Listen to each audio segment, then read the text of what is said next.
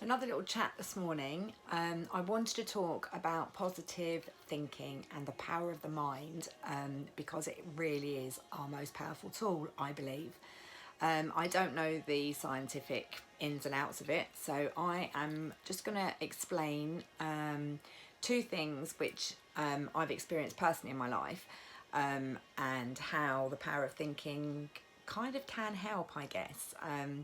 As spoonies and ill people, I'm not saying it can cure us or any other illness, and boy, it would be nice if it could, but I'm not saying that. I've had both ends of the scale of positive thinking and kind of not positive thinking. So I also get when you really want to think positively and your brain just doesn't let you, and that's a horrible, horrible place to be in. But I just, as I say, want to brief over two things really quickly or as fast as I can, just to show you how powerful the mind can be at times. I didn't know which one to do first, the positive or the not so positive one. So anyway, I'm going to start with the positive one because that was the first one. So rewind back a few years. I was going through a period where I was probably at my worst health in a way that I'd been, and I was in and out of surgery. I was in hospital for months. I had, I think it was 7 or 8 open surgeries at that period in that hospital stay that I didn't leave, and was in and out of intensive care like a yo-yo. And anyway, one point I became really ill. Obviously I was really ill because I was there, but you know what I mean. I became valve perforated and I got peritonitis. I'd only been out of intensive care a couple of days and I was rushed back in. Don't remember an awful lot about it, to be honest, because I was very, very poorly. Apparently I was in surgery. Obviously my mum was outside the door, as she always is, bless her. Apparently I was in surgery for hours, and I can't actually, which sounds ridiculous, remember how long it was. I do remember it was double figures, but I can't remember how many hours it was exactly, apart from I know it was more than 10. For a second, I've never thought about that, and I've just thought about that. Those poor surgeons, they don't get a tea break or lunch break. You know, we go to work and moan about, oh, we'll have an hour lunch break. They have to keep going, I guess. Anyway, sorry, diverted there. That was just a thought. So anyway, I am back in intensive care, and I can't communicate with anybody now because, well, I just was very, very, very, very seriously ill, and kind of just tubes coming everywhere out of me, looked like a little robot. I do remember that my family or friends, they were allowed in 2 at a time, 20 minutes in the morning, 20 minutes in the evening. That was it. And I can remember, I couldn't talk to them, I couldn't communicate. I can remember, not in the beginning, but as I became better, I can remember looking at them and seeing how worried they were, and I wanted to tell them I was going to be okay, and I couldn't communicate, I couldn't tell them. So anyway, you know, obviously I hear the conversations going on briefly, not properly, because they were taken out of the room a lot of the time and whatever. I'm waffling and I'm trying to keep this quick, sorry. So I then, boom, out of nowhere, this one day after my mum had left, looking absolutely beside herself, I see this tiny, tiny little hole in the ceiling. Shouldn't have been there, but it was like in the plaster or something. But anyway, as I'm lying there, can't move, dead flat, this hole is like more or less above my head. And I can remember, I don't remember a lot about that time, but I can remember hearing them talking about infection, and that the infection had to go and they weren't sure if it was going to. And I can remember seeing this hole, and I used to picture, it sounds ridiculous, but I used to picture a whirlwind of everything coming out of my body being sucked into this tiny little hole. And I can remember in my head, I'm thinking, right, you're not going to get me. I am not going anywhere. I'm not ready to leave. I'm staying here. I've got kids, I've got family, I've got friends. And I can remember thinking, just suck this infection out. It sounds ludicrous, but I used to just lie there and think that all the time. When I became to get a little bit better, still not communicating, they did give me a pen and paper, which was another very powerful tool, because I used to write everything down, not actually to show anybody. It was my own thoughts that were going on in my head. Some of it was very dark, some of it was very, very positive. It was quite mixed when I read it back. when I did get better, and I still do have it, and it's very hard to read. It looks like a really old lady has sit and scribbled it down. Not a lot of it makes sense, but I think that was probably a lot to do with the drugs also, because I was on really high drugs at that time, obviously, painkillers and all the rest of it. Anyway, my point being is sometimes mindset can really help us. I do believe that. My surgeon actually came in. I was in Spain for this particular operation. I've been in Spain and England, wherever I'm cut short or whatever.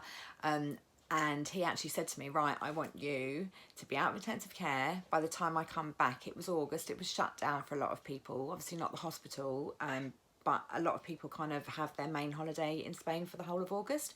So off he trots on his holiday, and he was hoping that I would be out of ICU by the time he came back in August. By the time he came back, not only was I out of ICU, I'd been in high dependency and I was home. And that's the thing with me, I can literally be at death's door, and most times I bounce back really quick once I start to recover. It takes me a long time to get there, a long time to start recovering, and when I do, yeah, and then I just get on with it. I get on with life. This is my point, what I wanted to say about my mind, because that's always been my mindset. So I said that there was a positive and a negative, and I don't want to bring this down because I'm trying to bring positivity into people, and I know it's not always possible for somebody to think positively, which is why I wanted to digress on both parts. So I was then in October, not the October just gone, the one before, I was caught short again for big, massive, major surgery. Obviously I've had lots in between that period I spoke about and this period now that I'm speaking about.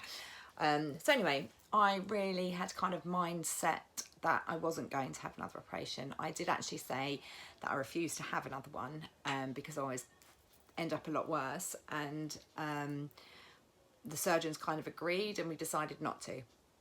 Anyway, I was in that hospital from, I don't know, kind of April to the October, in and out like a yo-yo. Came to October, September, October, I can't remember. Crunch time, no option, had to. I still wasn't 100% positive I wanted it, so obviously my mindset for the first time wasn't really in a good place of having it, I guess. And I didn't cope this time, last time, for the first time. I didn't cope. I kind of felt like I was having an operation again, you know, horrendous surgery, for no reason is how my mind was now thinking. I was having it for no reason. I wasn't having it because it was going to cure me. I was having it because it was going to hold me out for another year or 6 months or 2 years or whatever. And I didn't want to keep doing it anymore, which sounds really selfish, but that was kind of my mindset. I wanted to enjoy myself. I just wanted to live life normally, if that makes sense. Yes, every day I'm in pain. I'm used to that.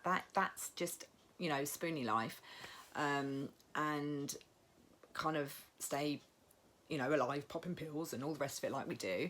But anyway, I went in, had to have it done. I couldn't let my family down and everyone else down that loved me and not have it, because that would have been really selfish. I had it and I slipped mentally really badly, and I got very, very ill. And yeah, and that's my kind of like my difference, I guess, in what I'm trying to say, is every other time my mind's been so positive and I recovered and bounced back. Last time it didn't get my mind to think positively, and it always had in the past and prior to that, and it was driving me nuts, drove me insane. I'm really good, sort of speaking too long now because I know that becomes really boring, so I'm trying to be as quick as I possibly can. Anyway, skip on a year to where we are now. I had a really dark time, funny enough, October again, this year, the one that's just gone, so last year. And I had, yeah, a few personal things going on, and I didn't deal with it. And so all of a sudden, my health was the same, but I started getting panic attacks, anxiety, all that kind of stuff, which I will talk about another time, not on this post. And I have had a couple of people say to me, well, how can you be anxious? How can you have panic attacks? Look at you, you know, you'll sit in front of the camera. It's because I'm sitting in front of the camera. It's different somehow. I forget that side of me, and I can converse because I'm conversing to a phone in my bedroom. It's really kind of weird to explain. And as I say, we'll talk about that another time. And I am slightly better than I was, thank God, because I think from the end of last year until probably not actually a million weeks ago, I didn't want to leave the house. I didn't want to go out. And I became worse health-wise, my God. Not worse, I suppose, physically, but pain-wise. Some days I just could not physically get off of the chair. You know, I didn't have to, because I didn't have to take Joe anywhere because he wasn't at school at the time. So I'd clean up, I'd wash up, I'd do the household chores, but I didn't get up, put my makeup on, get dressed, go out. And that wasn't good for Joe, because Joe has a problem struggling to go out anyway. And I wasn't, as a mother, putting it in him that we should go out, which again is all positive thinking, it's positive mindset. So you bounce off of each other in good places and bad places. And I'm gonna talk about all the other rubbish another time. My point for today was, if you possibly can, and I know how hard it is sometimes to not think positively, but trust me, if you can think positively, if you can get your mindset into even a little bit of a good place, it really, really helps. Physically and mentally, it helps, because our brains are the most powerful tool of our body. And it is, I don't know all the scientific facts, but I do know through my doctors and my hospitals, and the conversations and the times that we've had, the discussions that we've had, I do know that it is a fact that mental depression and mental health and all of these things actually does affect you physically. It can affect you physically. So if you have a problem, it can make it worse. Stress can bring a problem on.